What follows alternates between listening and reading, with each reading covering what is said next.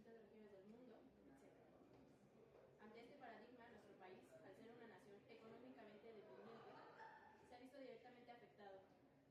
En la medida en que la situación mundial avanza, y con ello el empobrecimiento de la mayoría de la población, se hace cada vez más imposible el sostenimiento de una comunidad política basada en la cooperación y en el libre desarrollo de las personas que la conforman, cediendo el paso a una competencia desmesurada por los recursos.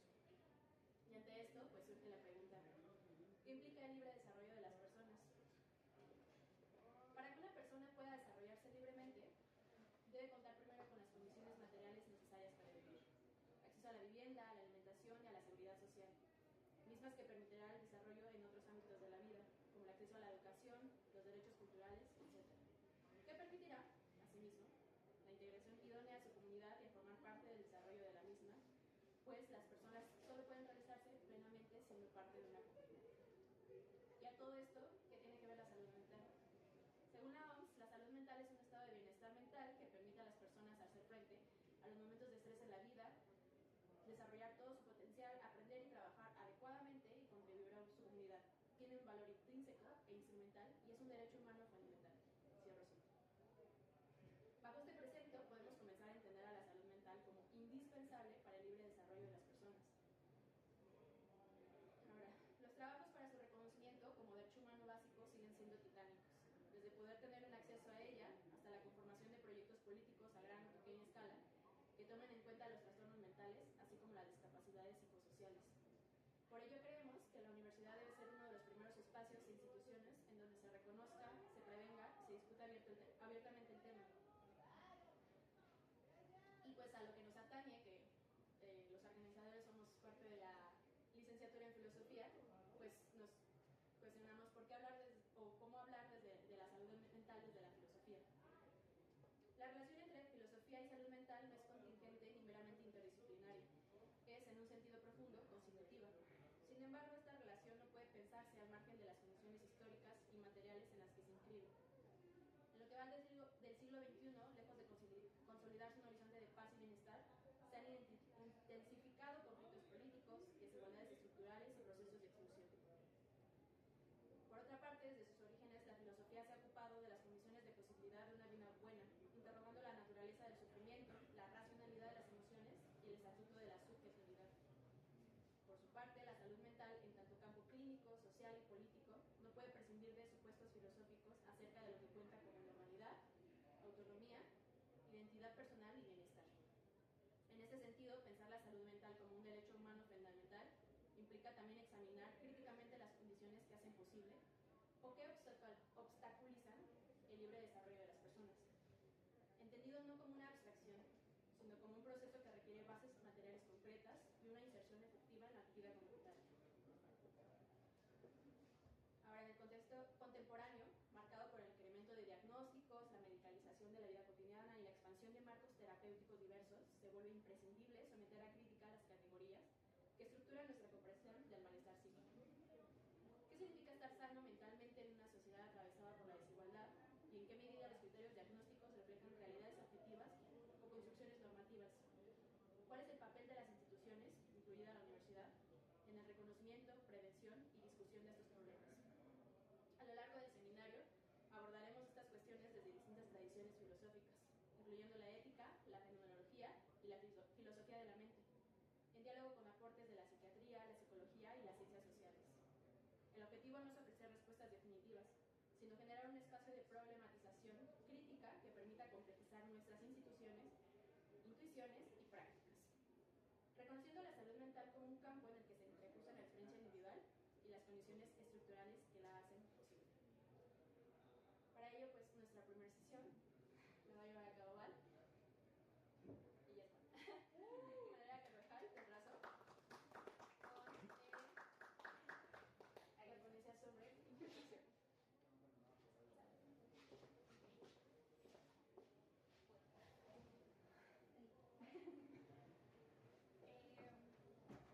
Bueno,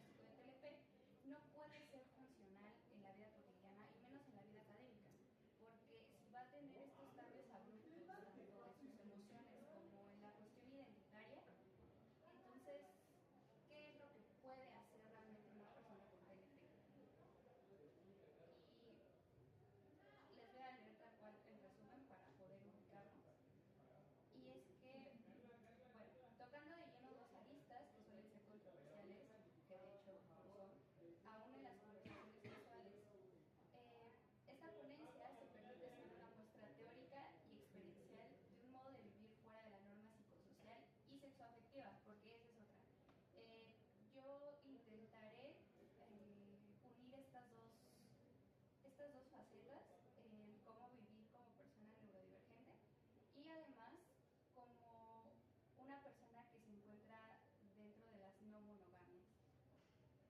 Como de por sí ya para unos es lo suficientemente difícil vivir en monogamia por todo lo que implica, y cómo sería entonces una propuesta, sí, teórica, sobre todo desde la ética, para vivir en un modelo amatorio completamente distinto, y sobre todo desde un trastorno que los retos que te pone es cómo dejar, o mejor dicho, cómo hacer que para uno mismo no sea una experiencia traumática la de vincularte con varias personas al mismo tiempo, sin desestabilizarte constantemente. Y sobre todo que ese vincularte con varias personas al mismo tiempo venga desde un actuar ético, no desde un actuar tal vez volitivo, es decir, en donde mi voluntad sea la que dicte yo quiero esto, y se acabó, sino que tenga la capacidad de construir un discurso que no solo legitime, sino que logre explicar a ciencia cierta cómo es que uno puede llevar a cabo este modo de vincularse sin que sea ni bueno ni malo. Eso lo voy a explicar más adelante. Justo se busca dar a conocer los modelos amatorios que de hecho ya se están llevando a cabo desde una postura que se sostiene a través de los amores y la ética por igual.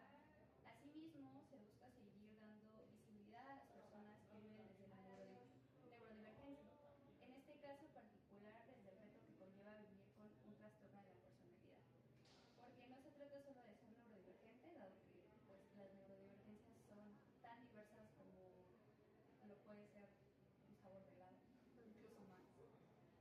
Entonces, en esta ocasión particular va a ser desde uno de los múltiples trastornos de la personalidad. Y la pregunta que atraviesa este trabajo es la de cómo vivir o sobrevivir, de hecho, a este mundo sin tener que someternos a las dinámicas tradicionales, esas que de hecho a nosotros tanto daño nos han hecho, y sin por ello transgredir el derecho de otros a seguir bajo el modelo actual, el modelo que podemos catalogar de heteronormativo y que se sostiene bajo un estándar psicosocial determinado. Ahora bien, no sé si ustedes conozcan al doctor Sergio Pérez, es de filosofía también, pero él frecuentemente en sus clases dice una frase muy bonita que a mí se me quedó muy clavada, que es la de: la filosofía debe servirnos para poder explicar nuestros amores de panadería. Él, entre broma y que no, lo dice específicamente o con más frecuencia en sus clases sobre Hegel. No sé si hayan también tenido algún acercamiento teórico con Hegel, pero lo que busca tanto el profesor como Hegel es justamente reconstruir o tratar de identificar el proceso de pensamiento tal vez a un nivel muchísimo más alto, pero si lo llevamos hacia el individuo, es esta pregunta sobre por qué una persona que me era desconocida ahora es mi amor de panadería. Y sobre todo, ¿qué es ese ser un amor de panadería? O tal vez en otros términos, ustedes no se han subido de repente al metro y han dicho: ese chico, esa chica, qué precioso está. Y han dicho: yo quisiera andar con esa persona. ¿Les ha pasado? Algo más o menos así se refiere el doctor Sergio cuando nos dice que la filosofía debería ayudarnos a entender nuestros amores de panadería. En nuestro caso serían nuestros amores de metro, pero es básicamente la misma idea. Porque, bueno, una parte esencial de entender nuestros amores de panadería es, primero, entender conceptualmente a qué nos estamos refiriendo con qué es el amor, y segunda, preguntarnos sobre sus manifestaciones, porque al menos yo estoy postulando la idea de que no es una tarea mundana, sino que en realidad para poder llevar cualquier vínculo, cualquier relación, y de hecho cualquier interacción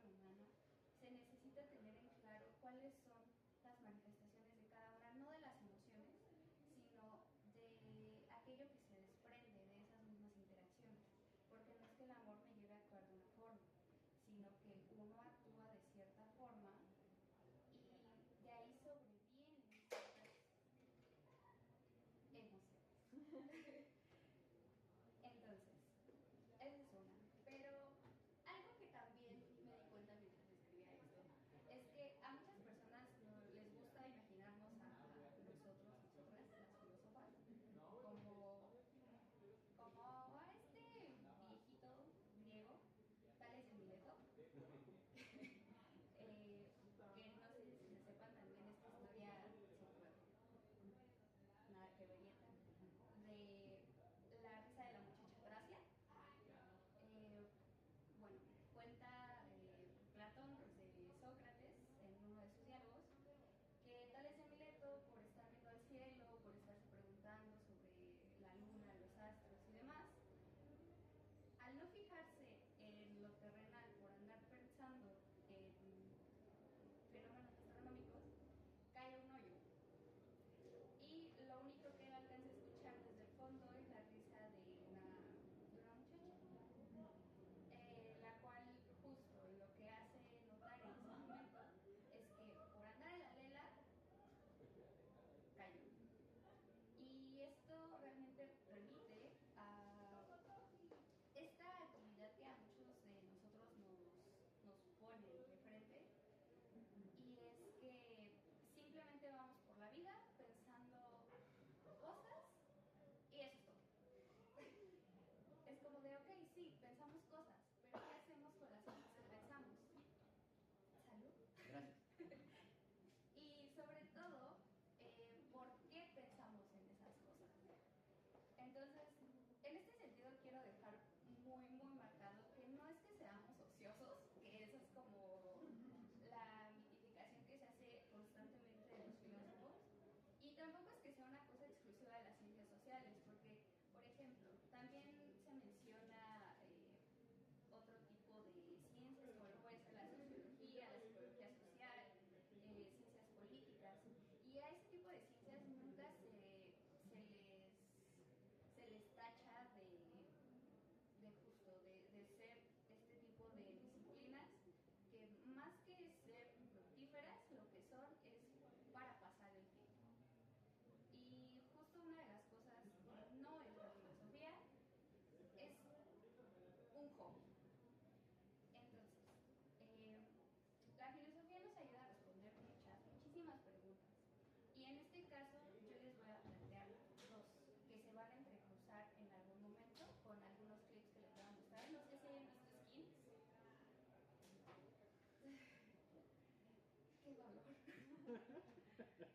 Y bueno, quizá una más mundana que me surgió mientras la veía en mi casa. No sé si han visto la versión colombiana de Yo soy Betty la Fea.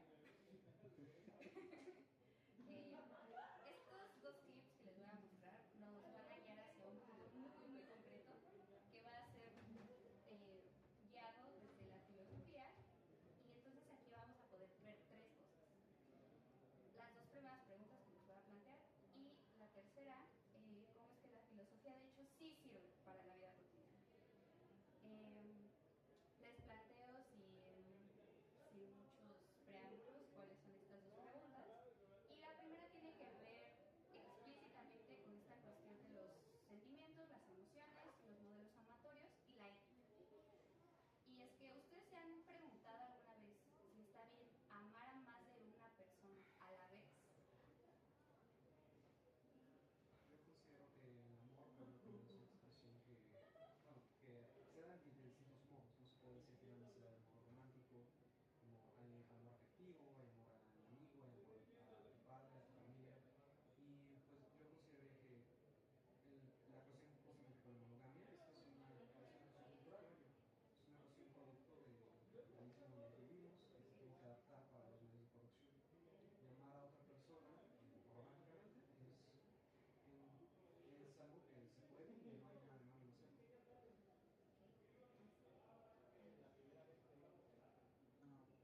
Solo me surge una duda en qué aspecto, como bien lo comenta el compañero, si de amigo, como familiar o amorosamente. Pues por ahí va la pregunta. Quizá lo advirtió bien, sobreentendiéndolo, pero creo que regresamos un poco a esta pregunta de qué es el amor, ¿no? Que suena muy banal, muy vaga, muy cosa de filósofo.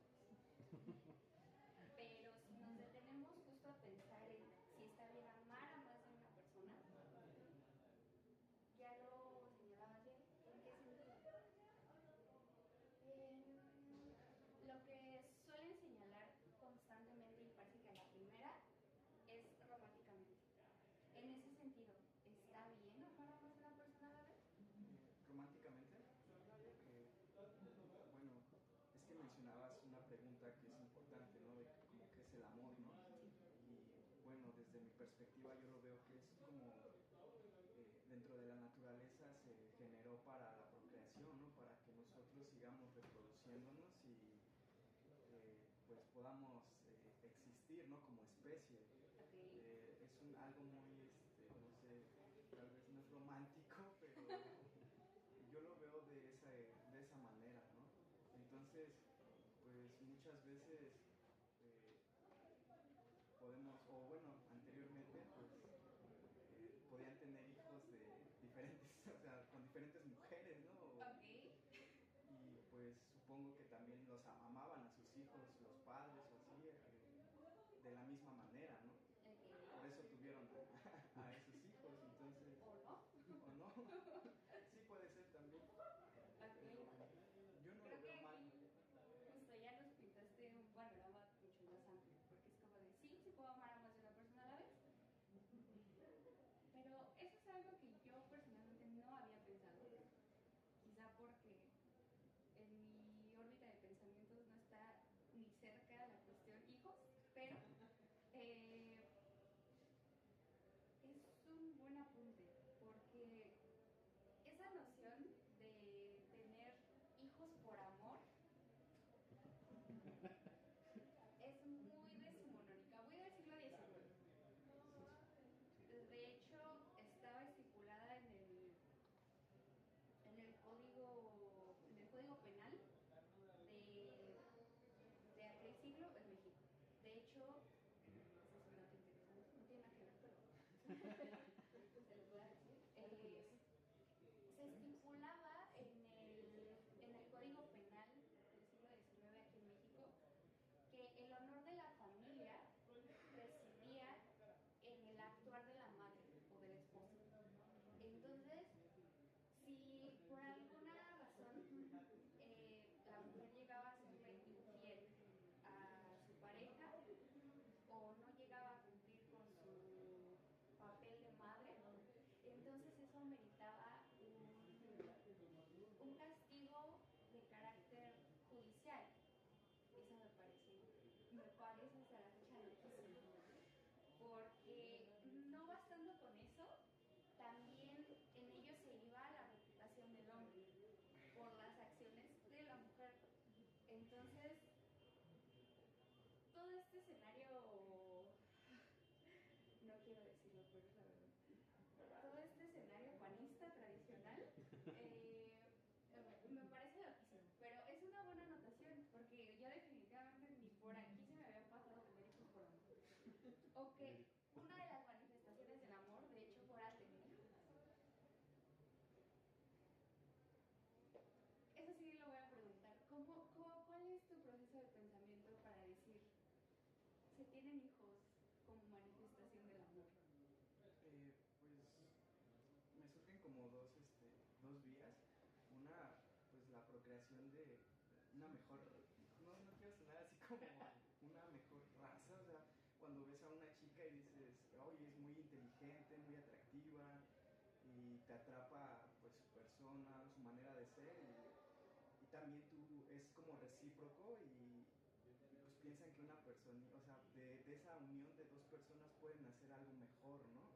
Y que pues en estos tiempos tan difíciles, así que pues me he dado cuenta de que pues como juventud no tienen la idea de tener hijos, pues en dónde decaería todo pues el futuro, ¿no? Si no es en estas personas, ¿no? que están a punto de nacer, de las uniones, ¿no? de dos personas. Ok. Estoy impresionada, me dejas sin palabras. ¿Quiere hablar? De que, bueno, mi comentario o respuesta a lo que he dicho eso es de que yo es más como una experiencia personal, el concebir a la persona, yo siento que se le concibe, primero que nada, lo que tú concibes es su fisiología, ¿vale? En un primer momento, su cuerpo, lo que es biológicamente, como raíz del por qué llega amando, no es de que, por más de que tenga una parte cultural, tiene que ver, como siento que lo planteas, primariamente con su modo de actuar biológico, ¿no? con el interés por procreación, ¿no? Esta búsqueda, que pues justo es curioso, ¿no? Porque el clítoris es el único órgano que está diseñado específicamente, únicamente para sentir placer. Y a diferencia del pene, junto con otros órganos, es muy difícil encontrar órganos que estén dedicados únicamente a sentir placer. Y sí, yo diría que sí es cierto que en cierta medida nuestra biología o fisiología está adecuada a tener hijos, porque pues quienes se reproducían más, pues en parte eran los que sentían más placer por ello y los que buscaban más. Pero yo no siento que eso sea a raíz del amor, porque el deseo, lo que es el deseo en tanto a placer sexual, no únicamente se da en el plano del amar. Tú puedes amar a alguien y no desear carnalmente a la persona, dicho de una manera, o ya dicho de manera cruda, puedes amar a alguien y no tener ganas de tener sexo con ella. No tener ganas de coger, no tener ganas de mamar, de pelar, de lo que sea. Puedes tener ganas de chuparle el pene a alguien, de chuparle la vagina a alguien, sin amar a la persona, de realizar cualquier cosa. Eso yo siento que, o sea, en tanto que en parte sí siento que hay gente que tiene hijos por amor, tanto previo al sistema capitalista, que es pues inicio del siglo XVIII y principios del siglo XIX, finales del siglo XVIII, principios del siglo XIX, pues sí es cierto que se había dado eso, pero más que decir que se tiene el hijo como expresión del amor, yo siento que el hijo se vuelve un ente, un sujeto que amar, más que decir que el hijo es una expresión del amor. Eso igual yo creo que es una expresión más cultural, más cercana a su tiempo, más que decir que es producto del amor, es recipiente, él es un individuo que pues uno como padre normalmente llega a sentir que tiene amor por él, ¿o no? Y pues nada más para concluir que pues yo siento que, con lo que mencionas, ¿no? De que por qué las personas ahora no tienen hijos por amor, pues porque la percepción cultural de lo que es la maternidad, la paternidad, de lo que son las relaciones hombre-mujer y monogamia, productos del sistema capital, productos de nuestra historia, que se han visto disruptivas desde que inició, ya estamos teniendo rupturas y ya por fin se puede ver que hay una pequeña salida a la vez que hay un regreso. Es algo que construye esta noción de que el producto del amor es el hijo. Pues principalmente ocurre en la época de la posguerra, en el American Way of Life. Ya yo diría que las celebraciones de amor se están volviendo a diversificar en la actualidad, justamente debido a que se permite que se proliferen de mayor manera. Bueno, regresando al tema, porque esto ya está. No, y se va a poner peor.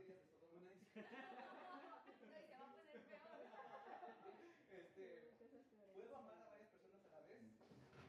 De que puedes, ¿no? Pero no eres solo tú en una relación, es un acuerdo mutuo, ¿no? Entonces, puedes amar, pero si dentro de tu acuerdo que tú aceptaste con otra persona no entra eso, entonces ahí sí ya puedes hacerlo, pero no sería correcto hacerlo. O sea, no sería correcto ceder a eso. No, incluso está también el otro extremo, ¿no? El no amar a nadie. O sea, suena hasta raro, ¿no? Pero, por ejemplo, yo como persona que está en el espectro aromántico, por muchos años estuve sin amar a nadie, ¿no? Entonces, también está ese otro extremo. No, nada más es, sí, amar a alguien, también está. No amar a nadie. Pues incluso, bueno, a mí lo que me llama la atención como de los comentarios es como que siempre tendemos como a hacer estas cuestiones de está bien, está mal, es correcto, es incorrecto. Y creo que eso habla un montón de cómo percibimos una normalidad y un bienestar general, ¿no? O sea, es como que hay convenciones que en general, yo no sé cómo decirlo, o sea, lo aceptamos generalmente, ¿no? O sea, entonces a mí me llama la atención eso, solo lo quería mencionar, como siempre tendemos a hacer esto está correcto, ¿no? Y entonces cuando hablamos de comportamiento humano, esto está bien, esto está correcto, esto es normal, referente al amor, referente a los afectos, referente a lo que sea, solo quería. Pues ya está, me no, no es cierto. Yo quiero agregar algo, perdón. Yo quiero terminar de exponer. Yo siento, con todo respeto, compañera, que tu pregunta es muy moralina o moralista. por ser moralista viene con trampa. Sí, totalmente. O sea, depende de la respuesta de cada quien, ahí viene un juicio, ¿no? Moral, y lo que decía Regina de estar bien o es correcto, pues en todo caso es moralmente correcto, ¿no? Y yo creo que si vamos a hablar de el amor y de relaciones no monógamas, pues no hay que empezar con una pregunta moralista, ¿no? Porque pondrías como bajo la lupa a quien quiera dar la palabra, ¿no? O quiera responder la pregunta. Entonces, ¿por qué caemos inmediatamente en un discurso moralista cuando se habla de amor? Y yo creo que ni siquiera nos tendríamos que ir atrás porque, como ya se ha dicho desde el principio, el amor siendo una cuestión cultural, pues hay dos, ¿no? O hablamos de lo inmediato, que es lo que conocemos mejor, o si nos vamos a ir a tiempos más remotos, pues hay que saber de lo que estamos hablando, ¿no? Porque el amor como se concibe aquí en México en 2026 no se concebía en absoluto hace 100 años. No nos vayamos a Mesopotamia o a la antigua China o a la época medieval europea, ¿no? Entonces, pues sí, sería eso, básicamente. Sí, totalmente. Justo, y aquí ya jalo el hilo negro, pero justamente iba con esta trampa, porque a mí me parece, ¿cómo decir? Una falsa encrucijada. Preguntarnos si este tipo de comportamientos, si los insertamos en su contexto y sobre todo en su desarrollo cultural, se pueden catalogar de buenos o malos. Y eso es un poquito a lo que iba Luis Pablo.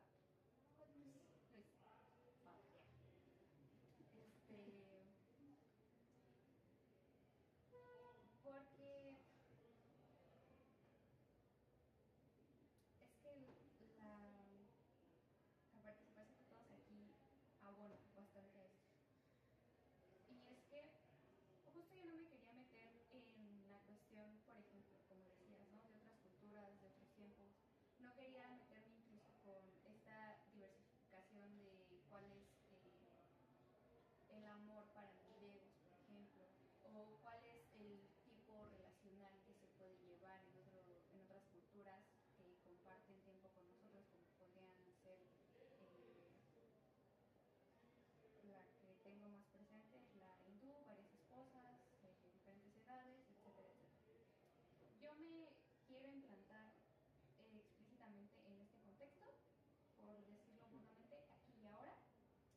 Y el punto de justo preguntar no es para juzgar, sino que justo podamos compartir cuál es la visión que tenemos cada uno. Porque si bien estamos compartiendo tiempo y espacio, por ejemplo, ya aquí puedo darme cuenta de que no todos estamos pensando en lo mismo. Entonces, justo lo que yo busco es estudiar esa pluralidad y sobre todo esa alternativa de pensamiento. Porque en este momento yo les voy a exponer una no monogamia, pero aquí también podría acotar que en tanto acuerdo también entra la monogamia. O sea, no quiere decir tampoco que la vaya a satanizar o que de hecho vaya a decir que no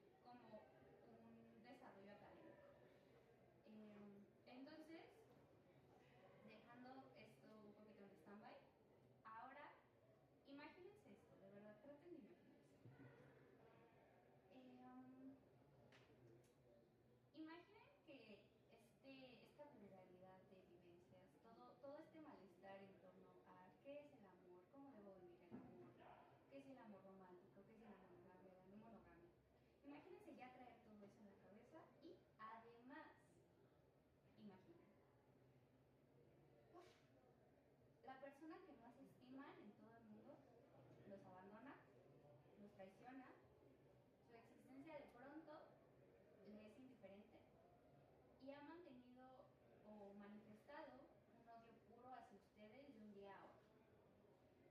Ahora, algo peor, imaginen que existe un yo que no son ustedes, muy metafísico esto,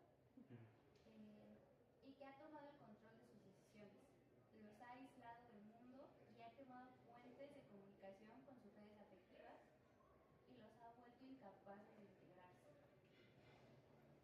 ¿Cómo se sentirían ante esta situación?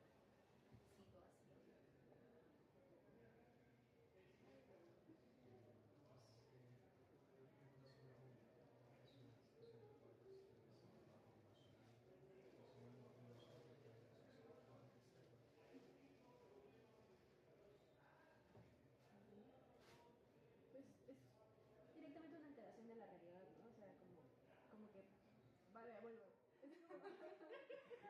Estás diciendo que la banda TLP no vive en la realidad. No, o sea, no, me refiero a como actuamos, vuelvo, ¿no? Actuamos bajo ciertas convenciones, si no fue la palabra, perdón, ciertas convenciones, entonces como que cuando dejas de saber en dónde estás tú, dejas de saber tu lugar, dejas de saber qué relación o qué lugar ocupas en la vida de otras personas, que de repente fue algo muy importante, te altera totalmente, o sea, es como un desorden, un desequilibrio total, ¿no? ¿De qué? Mental, emocional, por tanto, o de la mano con lo físico. Ok. Creería yo. ¿Alguien más? Va. Pues ahora, ¿qué pensarían si les digo que estos suelen ser algunas de las ideaciones y sensaciones más comunes manifestadas por personas que vivimos en Twitter? Genuinamente, estas son cosas que yo plasmo aquí porque son cosas que yo he experimentado en mi vida. Y de hecho no es que hayan sucedido, o sea, suena raro decir que es como una alteración. Sí vivo un poquito con la realidad alterada. Pero es justo en torno a cómo se pueden sentir otras personas respecto a mí, cómo me siento yo respecto a otras personas, porque no solo se trata de, por aquí podríamos incluso estar pensando de una relación de dependencia o de codependencia, sino que también da la pauta para pensar en esto que llaman relaciones intensas. Porque aquí hay tres cosas, son tres principios así basiquísimos sobre los que gira el TLP. La primera es el abandono, la segunda es la habilidad emocional, que es esta cuestión de sentir muchas emociones al mismo tiempo o sentirlas muy intensamente o definitivamente no sentirlas, y esa sensación constante de vacío que necesita llenarse, porque a partir de estas es que deviene el diagnóstico, no necesariamente la experiencia de la persona con TLP, sino el diagnóstico. Esas son las constantes que el psiquiatra, la psiquiatra, toma en cuenta en el discurso de la o el paciente para poder diagnosticar el TLP. Lo cual, si lo vamos desmenuzando, podemos ver que no agota, o al menos no es suficiente para diagnosticar a alguien con un trastorno mental, sea que fuera. Todos en algún momento llegamos a sentir el abandono, todos en algún momento llegamos a sentir un atisbo de vacío existencial, y tal vez ese sí sería un poco más complejo, pero esta cuestión de la labilidad emocional también puede que en un punto de la vida alguien en un momento de crisis específico, que no necesariamente debe decantar en TLP o en cualquier otro trastorno, puedan llegar a experimentar. Y es aquí donde también les planteo otra pregunta interesante. Siguiéndonos de la máxima psicológica, conócete a ti mismo.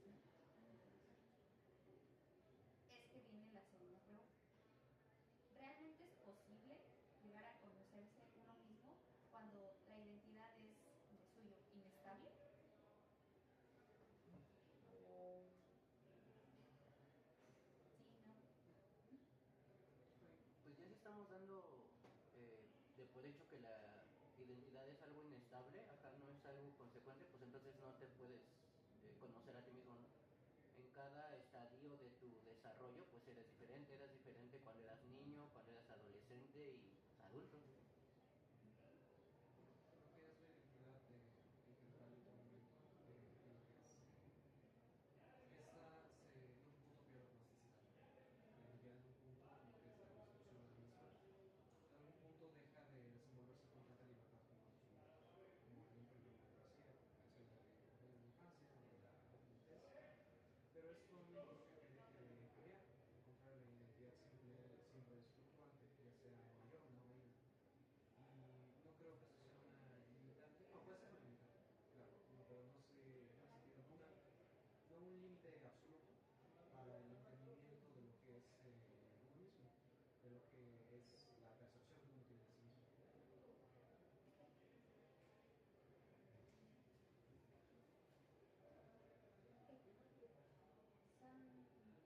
Son realmente las dos vertientes en las que yo había pensado, porque justo algo que está de por medio, digo yo hablando específicamente del TLP, es la cuestión sobre la neuroplasticidad.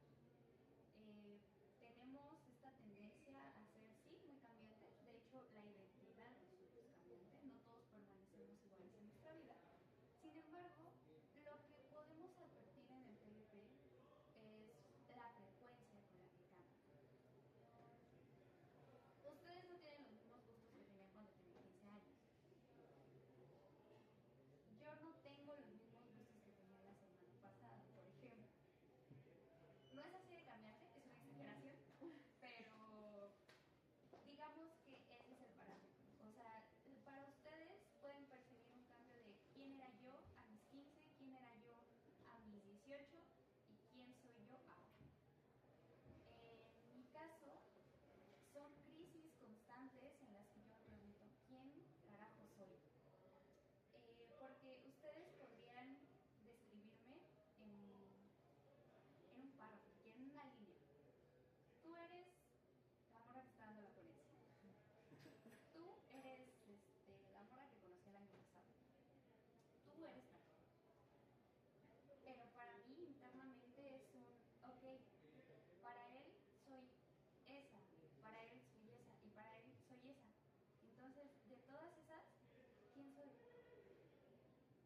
Y ese es una rumiación constante de pensamiento en la que no sé, o mejor dicho, no es que no sepa, porque definitivamente llevo y expreso un modo de ser el día a día. Pero constantemente estoy cuestionando ese, ¿y por qué me he visto así? ¿Y por qué escucho esto? ¿Y por qué me junto con estas personas? Entonces, eso termina siendo algo muy, muy cansado.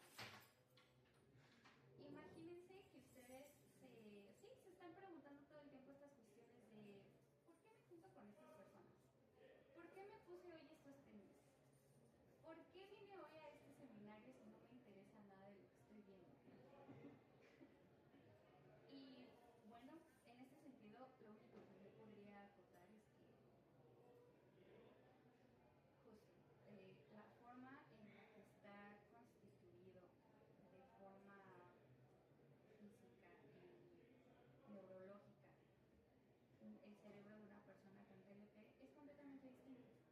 Hay, ¿cómo se llaman estos estudios? No recuerdo. Donde muestran una imagen casi que en tiempo real de tu cerebro. Se puede ver a todas luces que el cerebro de una persona con TLP, con o sin medicación, es distinto al de una persona normal.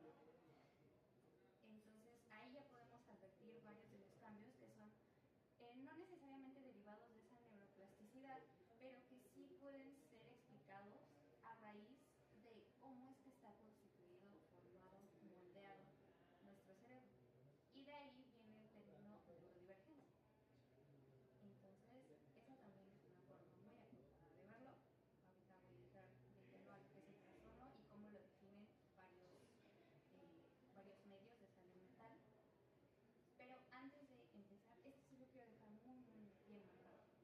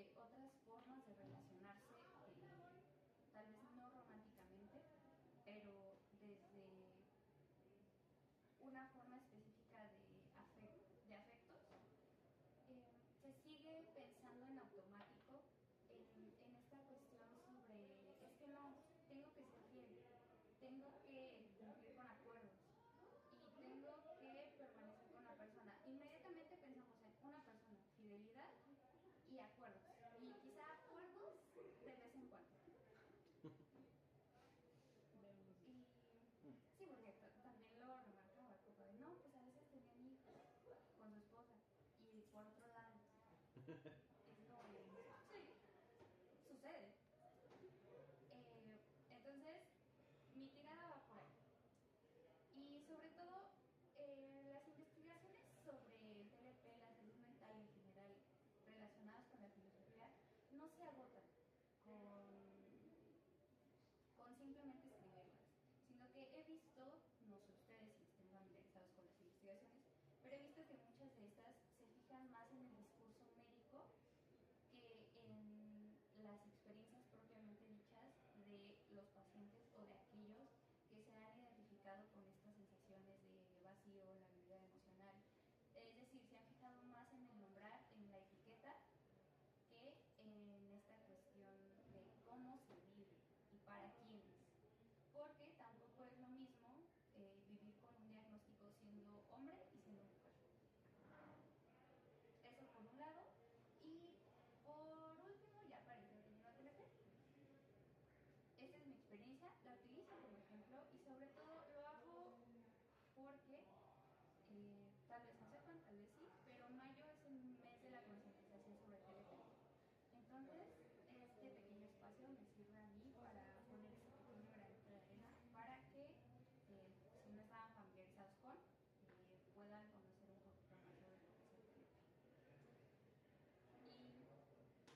Y ya sacando el elefante de la habitación, citando al Instituto Nacional de Salud Mental de Estados Unidos, el NIM, por sus siglas en inglés, el trastorno del límite de la personalidad es, y cito, una enfermedad mental grave que afecta la forma en que una persona se siente sobre sí misma y los demás, y dificulta su funcionamiento en la vida cotidiana.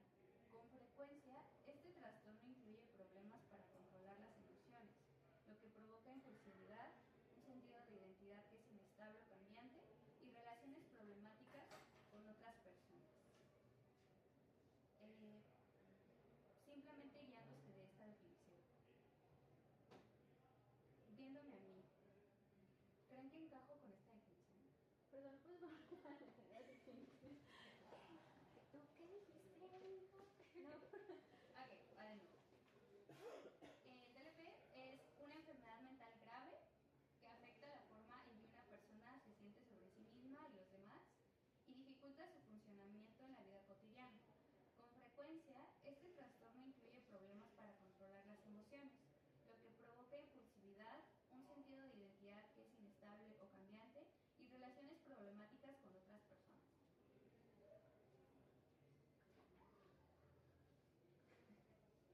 Sí, no, por. No, pues, bueno, es que quería hacer un comentario justo, o sea, aparte de tu pregunta, quería hacer un comentario sobre la definición porque me parece, es redundante con lo que voy a decir, pero me parece bastante problemática en torno a que de entrada siento que es muy estigmatizante. Y es muy estigmatizante en el sentido de que ya te posiciona como algo que hay que arreglar. Y esta onda de usar esta frase de controlar emociones, control emocional, es como, a mí siempre me ha causado mucho conflicto, como qué es eso, ¿no? O sea, ¿a qué nos referimos cuando hablamos de controlar emocional? Y otras como frasecitas, relaciones problemáticas, otra cosa, ya se me da como otras cositas que hice, pero que son como palabras que sí, que giran en torno a hay algo que arreglar, ¿no? Dificulta el funcionamiento en la vida cotidiana. Ajá. Sí. Impulsividad, relaciones problemáticas, sí, justo. A eso es a lo que quería apuntar. Suena, perdón, suena más que una definición como una advertencia. Así, mucho ojo con estas personas. Es como en Malcolm, el compañero que trae, como el compañero de Dewey que trae ese cartel de muerdo. No me toques porque Sí. muerdo así. Así voy a traer mi cartel ahora. No, aparte, Cuidado. lo que enuncias son momentos exagerados, enuncia desde la perspectiva del otro aquello que percibe sobre pues, la persona con el trastorno, vaya. Justo. Y estas son, de hecho yo les tengo, solo de esta definición les tengo 6 aclaraciones. Porque sí, o sea, yo viviendo con esto me doy cuenta de que sí es estigmatizante, e incluso se siente como si a uno lo criminalizaran por tener lo que tiene. Cuando uno ni siquiera pidió vivir así. Entonces, la primera, que de facto esa sí la tengo que remarcar, es que sí es grave. O sea, sí se siente así. Puse una nota al pie. Esta no pensaba mencionarla, pero ya que son participativos, lo voy a decir. Esta sería una discusión para otro día, pero no está de más mencionar que incluso las cifras avalan este sentir, esta gravedad sobre el trastorno, que no es mío por completo, claramente, sino que es una cuestión que se puede ver incluso con estadísticas. Y es que quienes padecemos este trastorno, por citar algunos ejemplos, tanto en Países Bajos como en Canadá ya se ha abierto el debate para considerar algunos trastornos de la personalidad, como puede ser el TLP, como parte de las causas que permiten la eutanasia o suicidio asistido. El debate es bastante amplio y fructífero, y como aquí no buscamos tener la razón, en la bibliografía, si es que se puede meter en drive más tarde, se anexa un artículo de una investigación de un autor que no recuerdo cómo se pronuncia su apellido, y otros que abordan los huecos argumentativos que existen para poder aprobar esta práctica. Pero solo es a partir de esa aclaración. Yo, que vivo con eso, les digo sí es grave, pero ustedes consideran que es algo suficientemente grave como para poder llevarlo al debate de, ok, si tienes TLP, puedes acudir a recibir el suicidio asistido. No sé, independientemente de la causa, yo considero que, bueno, por un lado, es un doble debate, ¿no? Que si el suicidio asistido es la eutanasia, debería ser libre para cualquiera, o sea, hay condiciones que den lugar para que la persona tenga la libertad de poder hacerlo. Y segundo, que si en verdad el trastorno del TLP, si se considera que hay condiciones, entra dentro de ese aspecto.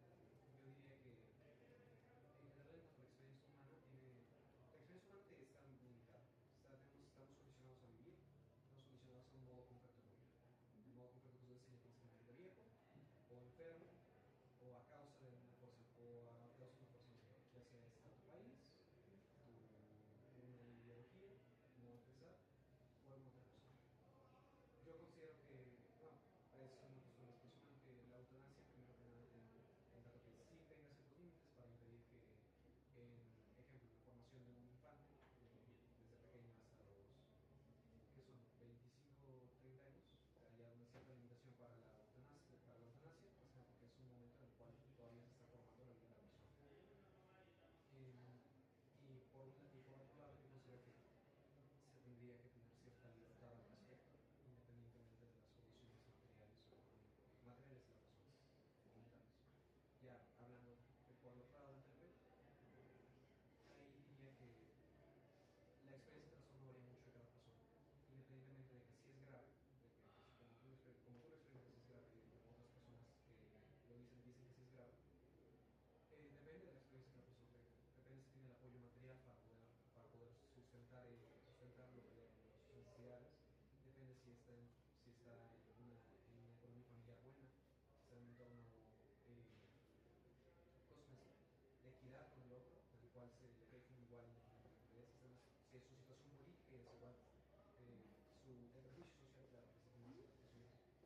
Y más que nada, yo siento que parece un modo de decir, en cierta medida, yo siento que es un modo de decir, por un lado, si de verdad es grave para ti, puedes irte, y por un lado también es un modo de decir, vete, por favor. Okay. Sí.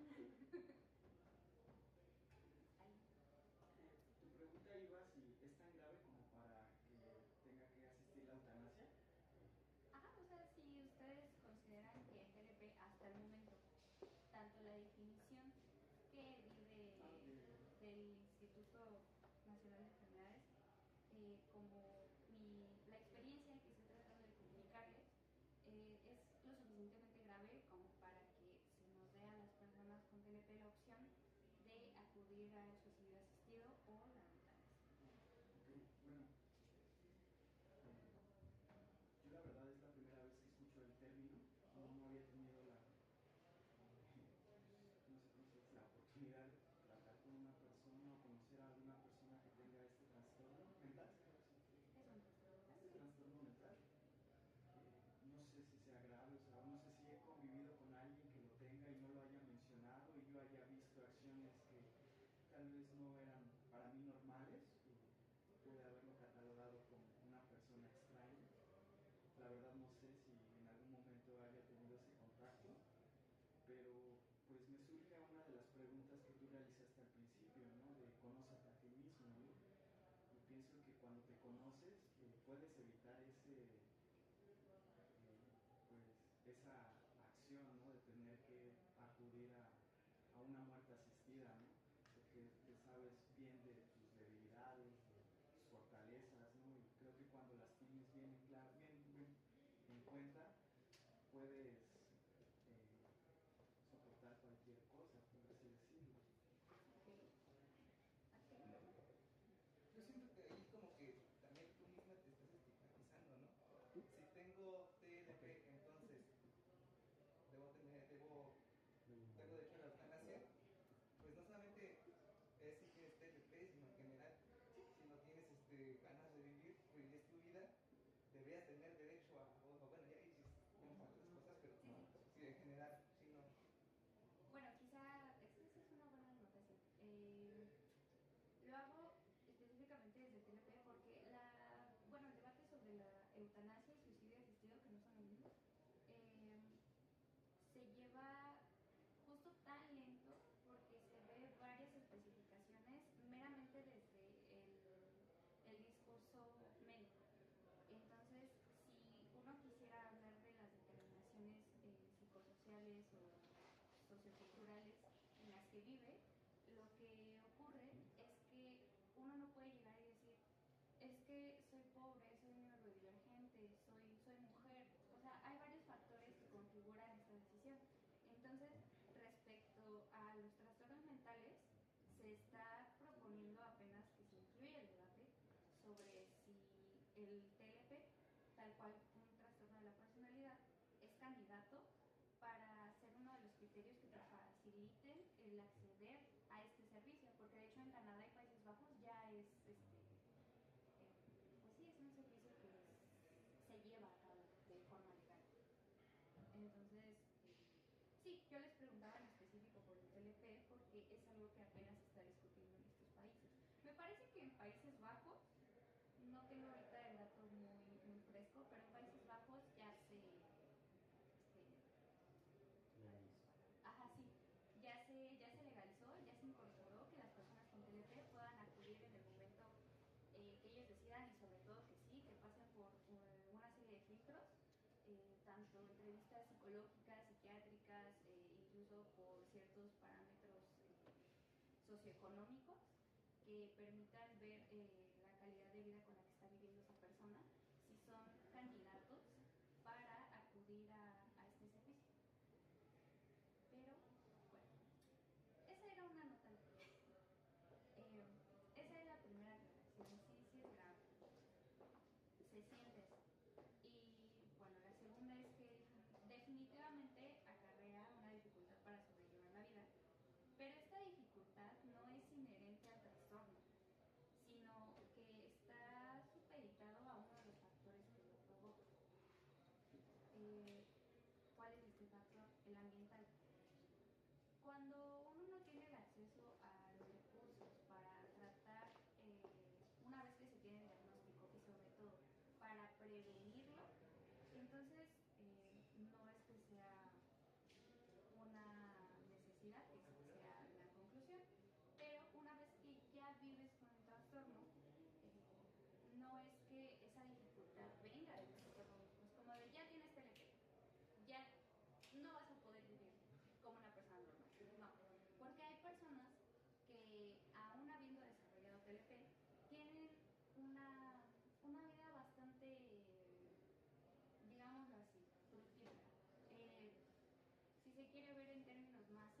una vida feliz, una vida vivible.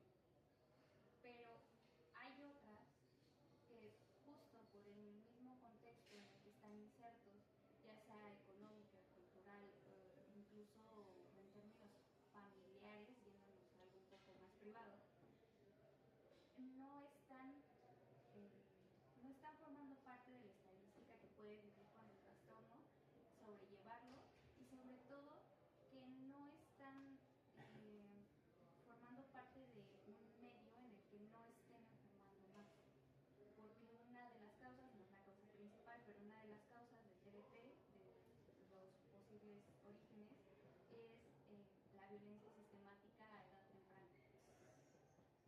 Entonces, si a un niño lo sometes a un ambiente de mucho estrés, en donde nada es estable, donde hoy no sabes qué comer, donde no sabe si va a ver a sus padres o no, etcétera, etcétera, siendo adultos, ya con todas las posibilidades frente a esa persona, tal vez es probable que no vaya a poder o no vaya a saber tomarlas. Y es porque a través de ese diagnóstico, al no haber podido tener una formación que le haya permitido esa estabilidad, entonces cuando son mayores les cuesta muchísimo más tomar decisiones. Entonces, esa sería otra de las relaciones. La tercera es que sí, cuesta más controlar las emociones, pero es debido, como decía Julián, a la forma en que nuestros cerebros se han moldeado. No es una cuestión de voluntad, no es un yo no quiero hacer esto, o ni siquiera un yo no puedo, sino es una cuestión neuronalmente situada. Es decir, a mí me cuesta controlar de facto mis emociones, pero no es porque yo haya decidido el día de ayer, hoy, como dirían los memes, hoy decido el camino de la violencia. Sino que genuinamente existe una parte en el cerebro que es la amígdala, que no es capaz de regularse a sí misma por toda esta cuestión de la neuroplasticidad, y al estar sometida a ambientes de estrés extremo, simplemente se descontrola y ya no haya la forma de volver a regularse. Entonces ahí ya se requieren otro tipo de técnicas, otro tipo incluso de medicación, porque esa es otra cosa que deben de saber, no hay medicación específica para el TDT, sino que es una prueba y error constante con el psiquiatra de a ver qué te funciona y en qué cantidad. Por ejemplo, o sea, solo por mencionar, yo a día de hoy tomo un antidepresivo, 2 anticonvulsivos y un estabilizador del estado de ánimo. Y no funciona. Entonces, es un recorrer este camino de controlar emociones, que también es una cosa bastante problemática, en el sentido de que, ok, sí, debo controlar mis emociones, pero uno que viene de ese contexto en el que no sabes qué emociones debes sentir, en qué contextos, te sientes bastante confundido, porque es como de, ok, es que yo me estoy sintiendo enojada, pero otros te dicen, es que no es para tanto. Es como de, ok, entonces debería sentirme enojada, debería sentirme triste, no debería sentir nada. Entonces es ahí cuando también se refuerza el estigma, porque no es solo que no me hayan enseñado a regular mis emociones, sino que se me pide de facto controlarlas, porque no es solamente cuestión del TLP, sino que las emociones en general son incómodas. Cuando vemos a alguien llorando en la calle, ¿qué hacemos? Exacto, es como de, yo no la conozco, no sé qué está pasando, yo no la veo llena de sangre, así que será problema de otro. Entonces sí, las emociones son incómodas, y cuando son intensas, si es que de verdad son intensas, porque uno ya de verdad no sabe, entonces uno está obligado a tener que atender a esa palabra de controlar. La cuarta es que no desemboca necesariamente en actos impulsivos. Pueden suceder, pero no deben hacerlo. No por tener TLP yo voy a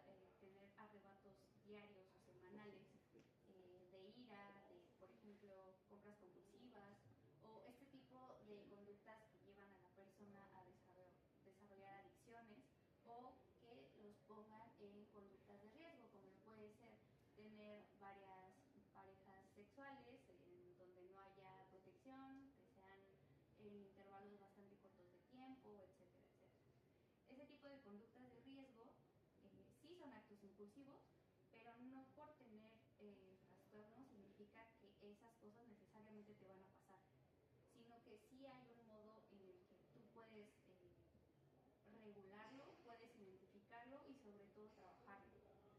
Porque al menos esa es una de las cosas que yo agradezco, y es que yo no tengo este tipo de arrebatos impulsivos. O sea, no es como que yo de repente ahorita, por sentir mucha ansiedad, vaya y me salga. Que bien podría pasar, pero no pasa, ese es el punto.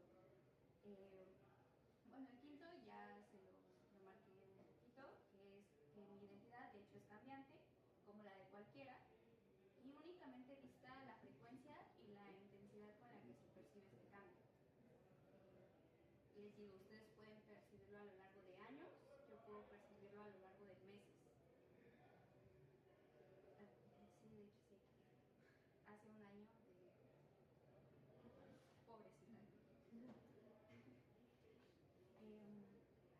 Y bueno, el sexto, no creo que sea el más importante, pero es uno en el que sí quiero hacer énfasis, porque creo que es en donde más se pone el acento para estigmatizar el trastorno. Y es que no somos nosotros o nosotras, las personas que vivimos con TLP, quienes acarrean los problemas, o las relaciones que establecemos no las pensamos para que sean caóticas o problemáticas. No todo lo que pueda salir mal es culpa nuestra, porque esa también es una de las cosas que deben pensarse a priori, y es que, tiene TLP, entonces esto va a ser complicado tratarla, va a ser complicado hablar con ella, va a ser peligroso, como sugiere la definición. Y esto para nada es así. No es que vayamos a ser violentos, no es que vayamos a ser apáticos.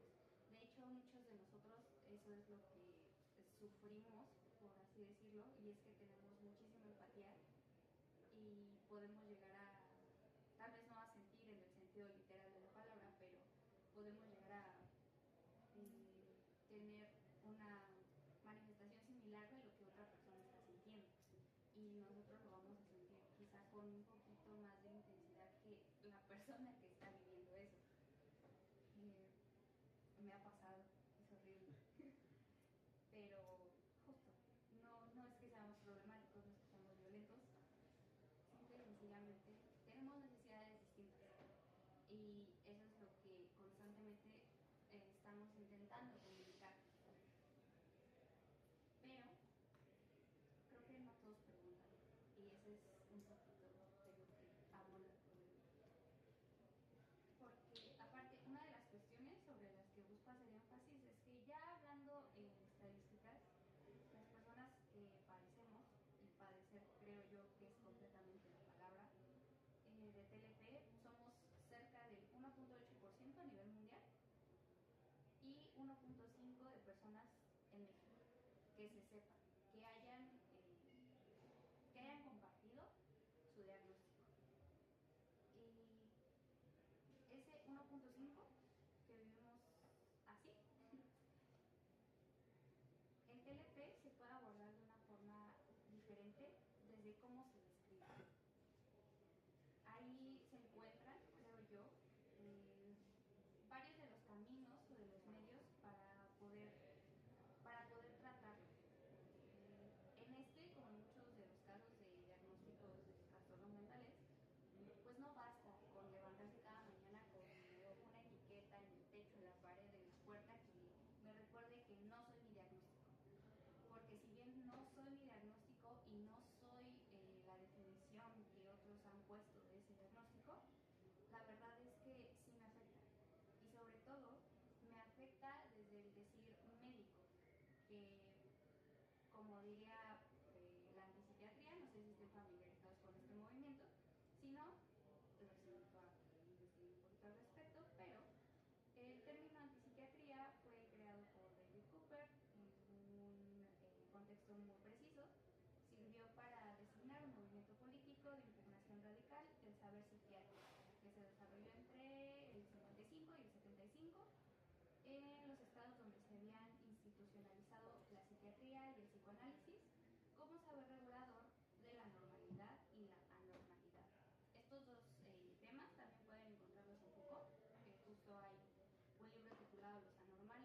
cursos en algún colegio, no recuerdo En el colegio de Francia. En el colegio de Francia. Sí. Ahí toca un poquito más este tema, pero sin duda algo que no podemos dejar pasar desapercibido es la cuestión del decir médico. Desde el discurso que emiten las autoridades de la salud y justo el tan solo verlos como autoridades ya puede dictar el camino que se va a seguir al momento de tratar a una persona desde ese discurso. Ahora, esta es una visión bastante reduccionista, la que viene desde el decir médico, porque claramente no aporta todas las vías que toma no el individuo para atender TLP, sino todas las consideraciones que tiene uno que tomar en cuenta al momento de decir que alguien puede desarrollar este tipo de trastorno. Porque encontré, si no fuera poco, la definición anterior, encontré una visión todavía más reduccionista y es la más famosa, que es la que fue redactada en la última edición del Manual Diagnóstico y Estadístico de Trastornos Mentales, el famoso DSM-5. Esto no va a acabar en verano. Pero bueno, hace énfasis en la inestabilidad, la impulsividad de las reacciones iracundas. Lo cito directamente: el TLP es un patrón dominante de inestabilidad de las relaciones interpersonales, de la autoimagen y de los afectos, e impulsividad intensa que comienza en las primeras etapas de la edad adulta y está presente en diversos contextos. ¿En qué contextos? No nos dice. En la etapa de la edad adulta, ¿en dónde específicamente? Y sobre todo, lo está acotando en la edad adulta, pero por experiencia les puedo decir que se puede presentar mucho antes. Entonces, no es tampoco un criterio, pienso yo, bastante viable, ya que tiene que ver con muchas de las determinaciones que se cuentan como las que causan el trastorno. Entonces, por ejemplo, yo pude haber sido diagnosticada de esto hace 11 años, pongámosle hace 15 años, fácil, y no simplemente desde la definición. Y yo hace 15 años no era precisamente un adulto, entonces claramente esta definición es todavía más reduccionista, criminaliza un poco más que quiénes somos o quiénes podemos ser las personas con TLP, y sobre todo una de las cosas que promueven este tipo de definiciones o este tipo de etiquetas son el aislamiento social por parte de quienes vivimos TLP, que se refuerce esta visión de que somos seres peligrosos, difíciles de tratar, y que somos personas que, aunque somos quienes buscamos activamente medios a través de los cuales tratar el trastorno, se nos puede llegar también a catalogar de personas resistentes al cambio, lo cual es algo paradójico, siendo que cambiamos constantemente. Y en un artículo publicado en la revista Innovation, Clinical y Neuroscience, llegan a las siguientes conclusiones con objetos de estudio que son profesionales de la salud, tanto enfermeras como médicos, en donde se dice que estos han llegado a manifestar comportamientos negativos, sentirse incómodos, ansiosos, desafiados, frustrados, manipulados, apáticos y menos solidarios con pacientes específicamente con TLP. En un entorno como lo es un hospital psiquiátrico, el personal a cargo se siente especialmente incómodo, frustrado, manipulado, apático y menos solidario con las personas que tienen TLP. Los consideran peligrosos, con malas habilidades de afrontamiento, una actitud defensiva, y eso los lleva a ser menos serviciales con estas personas, tener menos empatía y expresar enojos. Simple y sencillamente a partir de su diagnóstico, por considerarlo no se ocupan de convivir con ellos, claramente no pueden porque deben mantener como esta distancia profesional, pero en esa distancia que deshumaniza también muchas veces es que se llega a criminalizar a la persona y es que no puede entonces permitirle llegar a un estado de rendición, porque algo que sí tiene el TLP afortunadamente es que tiene la posibilidad de llegar a un estado de remisión, que no es que se cure el trastorno, sino que se atenúen los síntomas, que ya no aparezcan con tanta frecuencia, con tanta intensidad, etcétera, etcétera. Pero de todo esto, cuando el sistema de salud es el primero en abandonarte y estigmatizarte, solo te deja con dos opciones. La primera es dejarte morir en el curso que es la de enfermedad, llegando a formar parte de ese 10% que se sabe consuma la ideación suicida. O la segunda es constituir tus propias redes de apoyo al margen de la norma. Y yo no se los voy a negar, esto también tiene la propuesta de ser experiencial, entonces yo no les voy a negar esta ideación, pero actualmente estoy intentando abogar por esta segunda opción, que es construir las propias redes de apoyo al margen de la norma, y sobre todo desde esta conciencia de ser o de vivir constantemente con esta vulnerabilidad emocional, que las relaciones no se dan y que tampoco se llegan a hacer como muchos tal vez piensan. ¿Ustedes alguna vez, fuera del kinder, le han preguntado a alguien recientemente si ¿quieren ser mi amigo? No. No. Ah, no. Creo que sí. O sea, más que preguntar que es si quieres ser amigos, si he llegado a preguntar cómo conciben ellos los límites de la amistad. ¿Verdad que? ¿Y nosotros qué somos? Sí,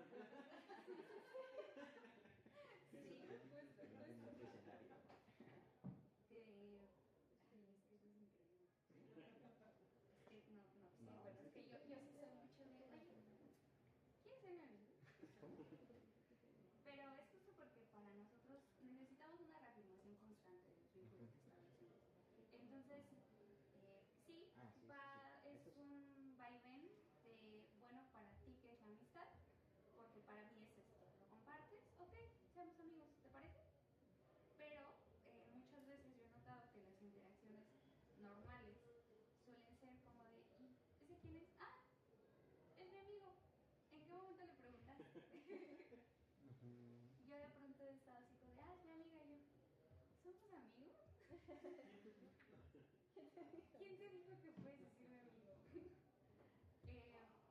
Pero pues también a partir de esto, de que las relaciones son conflictivas, que solamente nos dejan con la opción de construir nuestras propias redes de apoyo y sobre todo de socialización, es que también para uno deviene la pregunta de si puede mitigarse con una amistad, con dos, tal vez tres, y si lo que necesito no es una amistad y en realidad es una pareja, ¿cómo debería ser? ¿Qué debo buscar? ¿Dónde? Y tal vez uno en ese sentido también esté yendo mal, porque muchas veces buscamos fuera de la familia, pero esa es una de las cuestiones que ya no me acuerdo quién, pero señalaban al principio, ¿no? O sea, amor en qué sentido, porque se le puede tener amor a los hijos, amor al padre, amor a la madre, amor a la familia en general, pero ¿qué pasa? Por ejemplo, este es mi caso, ¿qué pasa cuando no puedes sentir amor ni seguridad en la familia? Te ves en la obligación de buscar, tal vez no el amor, pero te ves en la necesidad de buscar refugio o redes de apoyo en otras personas que no son tu sangre. Entonces aquí está esta cuestión de la familia elegida. Y sin embargo es también peligroso, porque cuando uno no sabe quién es el TLP, puede llegar a relaciones en las cuales dependa casi que 100% de ellos. Por favor, ya pon... Sí. ¿Cuál es de skins? Ajá. Justo les voy a mostrar un fragmento porque Effie, Effie es un personaje que mucho se ha teorizado sobre ella, que si tiene TDP, que si tiene trastorno bipolar. Bueno, en la serie dicen que tiene trastorno bipolar, pero realmente tiene comportamientos más parecidos al TDP. Y aquí lo que quiero es que vean un poquito su relación con Freddy. ¿Se escucha bien? Espérate. Creo que para eso sí tendría que cerrarse la puerta, ¿no? Okay, we're gonna stop. I just have to stop now.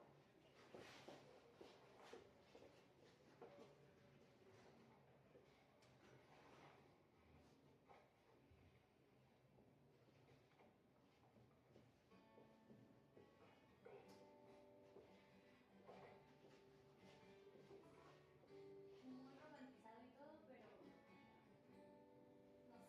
a mis veintitantos no me gustaría depender de una sola persona para incluso poder bañarme. We go now. Where?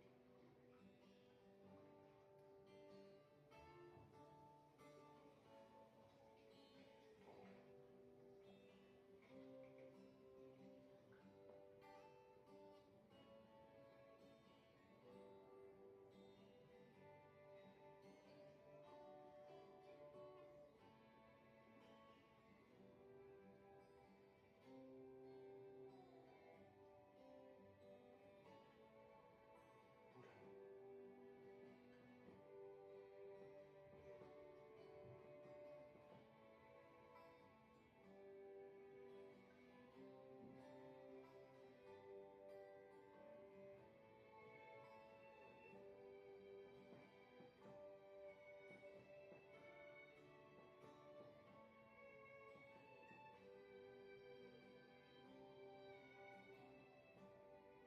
Your carriage awaits.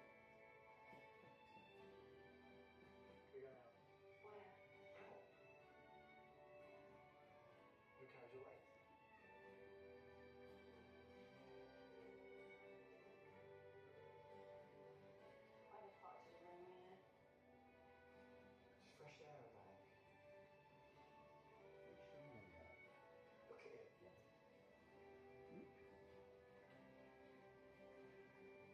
Need to get away. Yeah, I get to get away.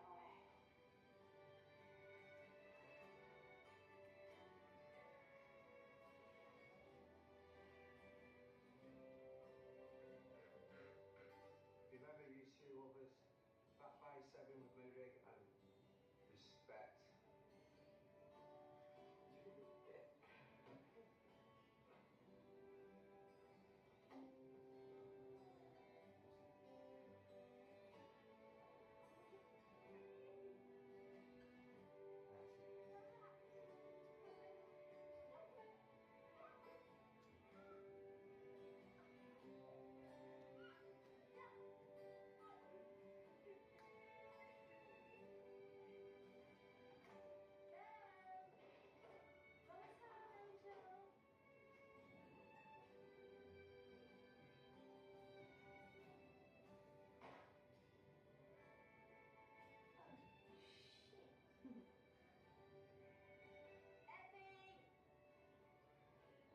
Totally fucking love you.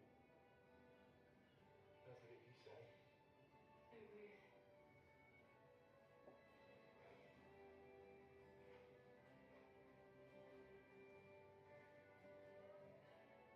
It's Jamie.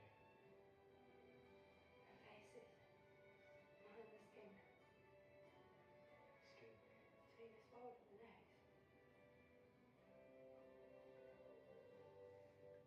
Their teeth and their claws coming out, trying to break through. Did you drop something in your cab? Fell off, didn't we? You know, like a tab or something. That with your face on it.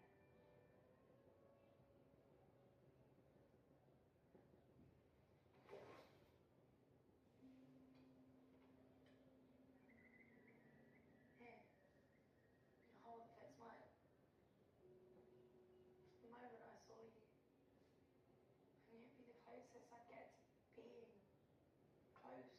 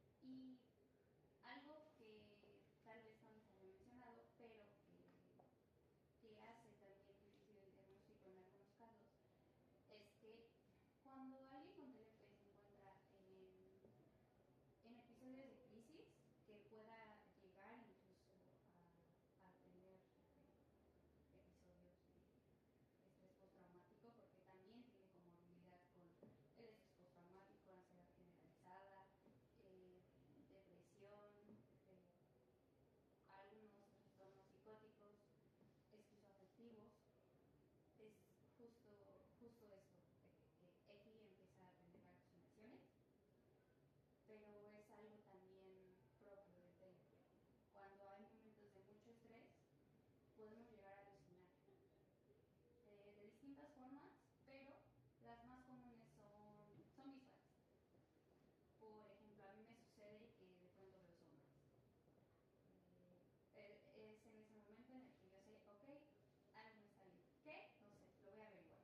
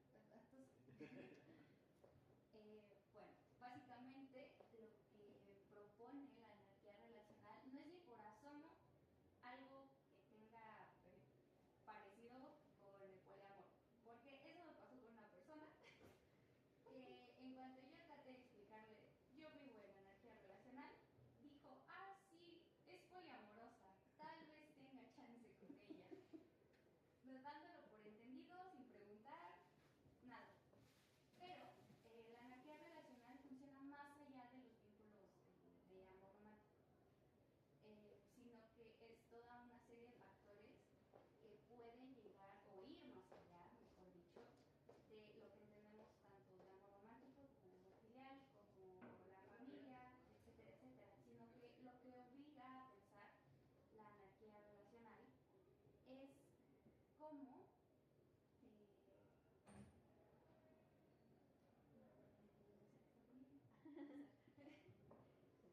pero sigue Apolo. Es cómo configurar todas y cada una de las relaciones que establecemos.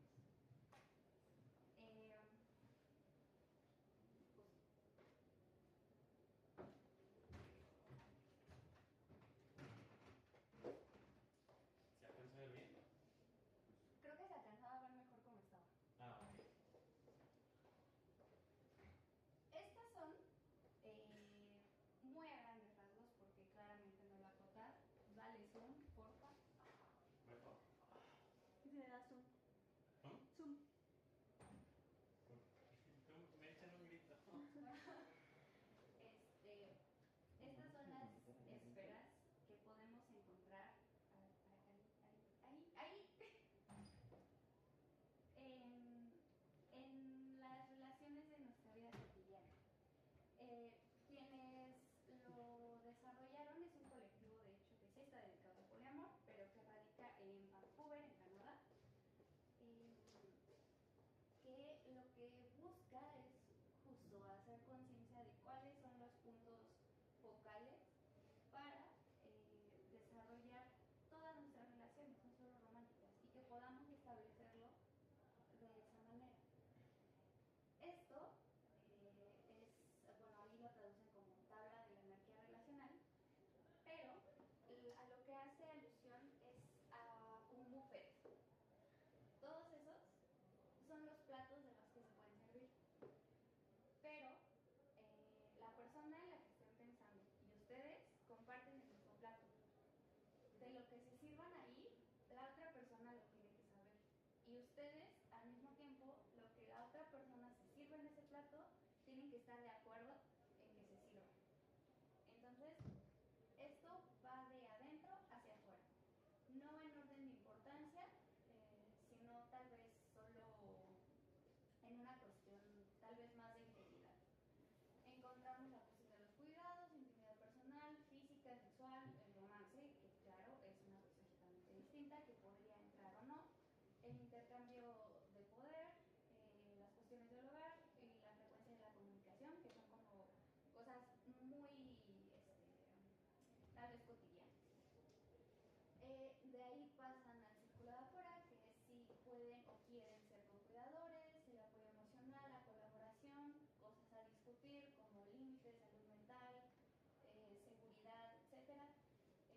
La relación en pareja, si es que entra en esto, la cuestión sobre la religión y espiritualidad, la compañía, el poder, finanzas, tecnología y así sucesivamente. Y en este momento específico yo les quería proponer que pensaran en una persona en particular y que trataran de imaginar ese plato. ¿Qué es realmente lo que los dos están sirviendo en y si realmente están de acuerdo en eso?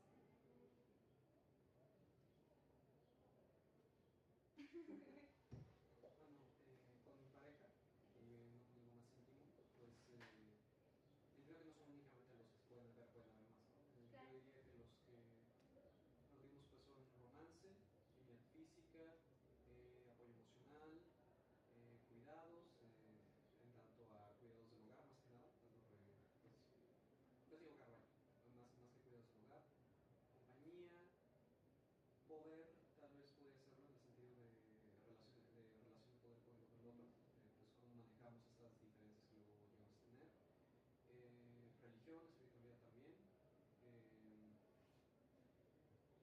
diría que finanzas en cierta medida, depende de la situación, tecnología también, lo sexual también, tal vez no tanto el geek. También diría que pues esto y biología, ya no hablando únicamente de religión, espiritualidad, sino más bien de ya en la concepción que tenemos más del mundo, más similar.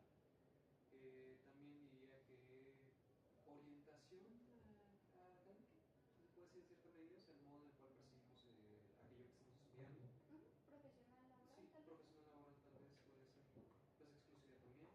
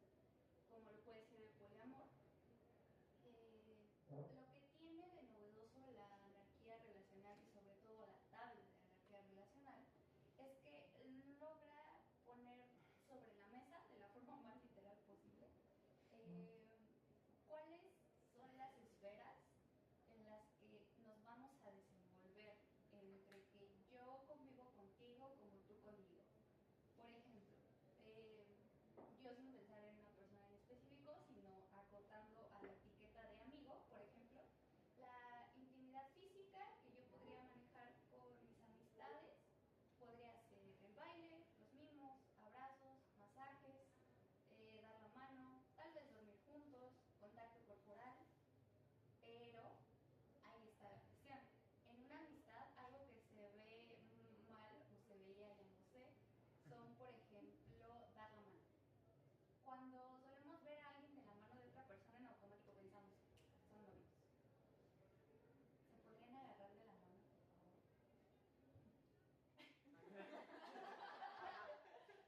Eso.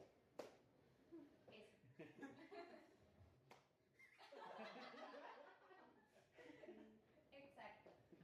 Y es como de, ay, mira, se agarraron de la mano, son novios. No puede ser, se está acostando en su hombro. Entonces, para eso sirven este tipo de herramientas. Porque es como de, yo comparto intimidad física con esta persona, pero no la veo como mi esposa o mi novia en el sentido tradicional de la palabra.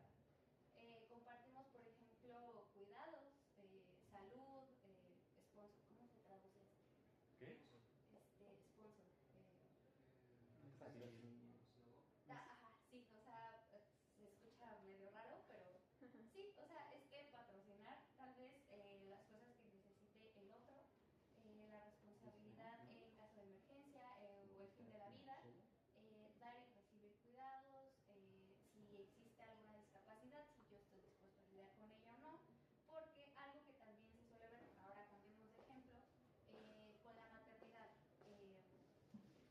Esta cuestión de los cuidados, la salud, el patrocinio, la responsabilidad en emergencias, en el caso de muerte, dar más que recibir cuidados y sobre todo estar ahí en cuestión de discapacidad, es algo que de facto se le adjudica a la madre.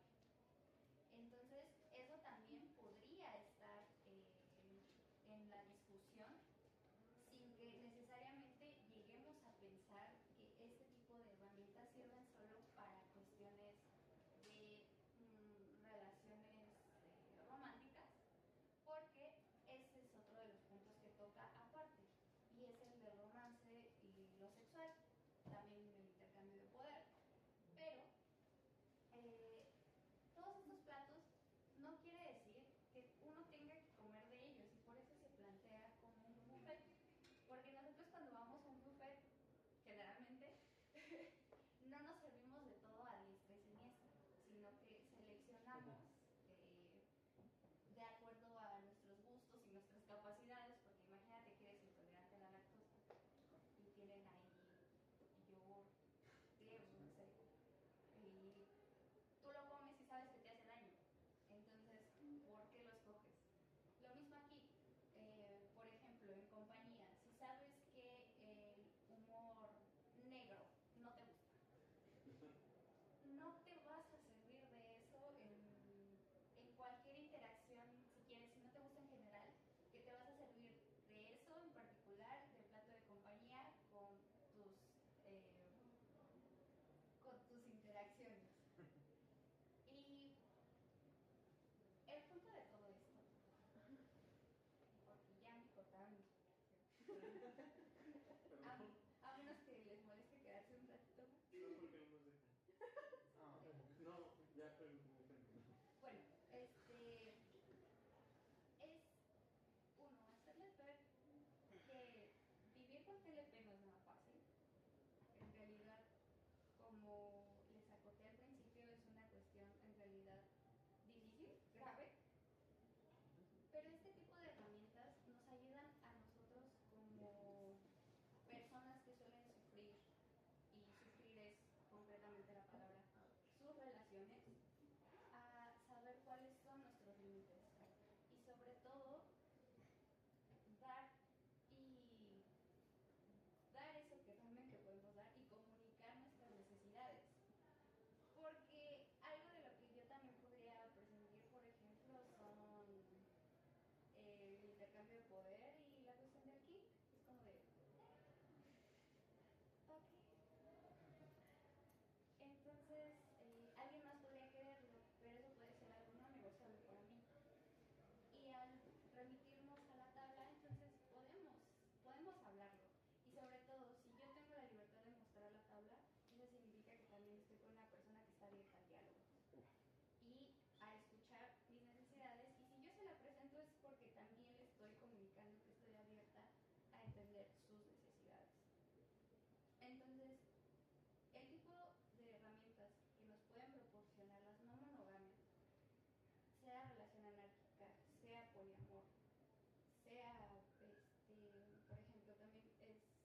entran dentro de las no monogamias. Por ejemplo, las parejas swingers se, se guían de una línea narrativa bastante clara. Y creo yo que parte del TLP